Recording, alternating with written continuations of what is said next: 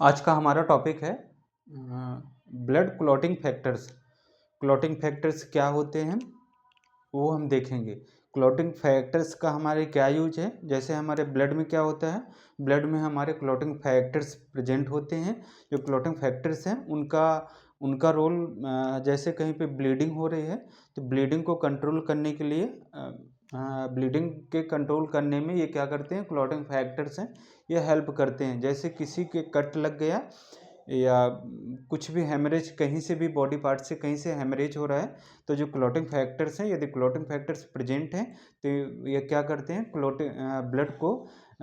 Blood को loss होने से प्रिवेंट करते हैं। उनको क्या बोलते हैं, क्लॉटिंग फैक्टर्स। क्लॉटिंग फैक्टर्स जैसे हमारे टोटल हमारी बॉडी में कितने क्लॉटिंग फैक्टर्स होते हैं, 13 क्लॉटिंग फैक्टर्स होते हैं। 13 क्लॉटिंग फैक्टर्स हम अलग अलग देखेंगे कौन कौन से क्लॉटिंग फैक्टर्स हैं।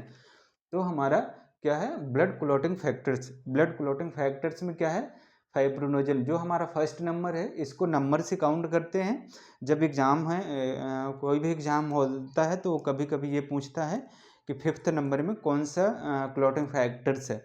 तो हम क्या है कि नाम के साथ साथ में उनकी नंबरिंग कि ये किस नंबर में आ रहे हैं वो भी हमको क्या करना पड़ेगा, याद करना पड़ेगा। जैसे फर्स्ट है फाइब्रोनोजन। फर्स्ट जो क्लॉटिंग फैक्टर्स है वो हमारा फाइब्रोनोजन है। और सेकेंड क्या है, प्रोथ्रोम्बिन है। थर्ड हमारा क्या है, थ्रोम्बोप्लास्टिन है। थ्रोम्बोप्लास्टिन जो हमारा फोर्थ है वो कैल्शियम है। फिफ्थ है लेवाइल फैक्टर है। फिफ्थ हमारा कौन सा है, लेवाइल फैक्टर है, जो हमारा 6 नंबर में है। 6 नंबर का जो हमारा क्लॉटिंग फैक्टर है वो हमारा क्या रहता है, एब्सेंट रहता है। जो 7 नंबर में है, 7 नंबर में वो क्या है, स्टेबल फैक्टर। 8th में है anti haemophilic factor. Anti haemophilic factor जिसको हीमोफिलिया डिसीज हो जाती है तो उसमें क्या होता है, जिस बच्चे को, कोई भी बच्चा है या चाइल्ड है वो क्या कर रहा है, हीमोफीलिया से सफ़र कर रहा है, तो उसमें क्या होता है, एंटी हीमोफिलिक फैक्टर्स क्या होता है, एब्सेंट होता है। जो 9th नंबर का है वो क्रिसमस फैक्टर है, उसको क्या हीमोफीलिया 2 बोलते हैं। इसको हीमोफीलिया फर्स्ट बोलते हैं, क्लासिक हीमोफीलिया बोलते हैं। इसमें 9th नंबर का, जो 9th नंबर का क्रिसमस फैक्टर है, क्रिसमस फैक्टर यदि एब्सेंट है तो इसको क्या बोलते हैं, हीमोफीलिया 2 बोलते हैं। तो उसमें क्या रहता, जो हीमोफीलिया 2 है उसमें क्या रहता, 9th नंबर का जो क्रिसमस फैक्टर है वो एब्सेंट रहता है। जो हमारा 10th नंबर का है वो स्टुअर्ट प्रोवर फैक्टर वो 10th नंबर का। 11 का है प्लाज्मा थ्रोम्बोप्लास्टिन एंटीसेडेंट। जो 11 नंबर का है वो प्लाज्मा थ्रोम्बोप्लास्टिन एंटीसेडेंट है।